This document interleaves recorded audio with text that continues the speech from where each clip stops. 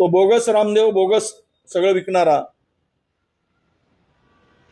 म्हणजे त्याचं तेल वापरलं की डोक्यावरचे केस जातात असे लोक म्हणतात. त्या रामदेवची साबण वापरली, साबून, की खाज होते असं म्हणतात. जेवढ्या गायी नाही तेवढा रामदेव तूप विकतो, जेवढ्या मधमाशा नाहीत तेवढा तो रामदेव सहज विकतो.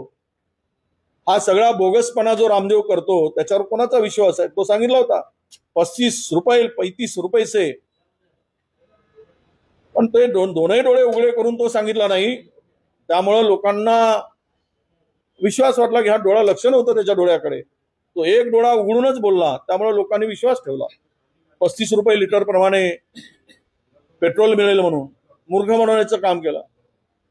आज जे महाराष्ट्रात देशामध्ये जी परिस्थिती निर्माण झाली ती अत्यंत खोटं आणि असत्य बोलून फसवणूक केल्यामुळे देशाचं वाटोळं झालेलं आहे.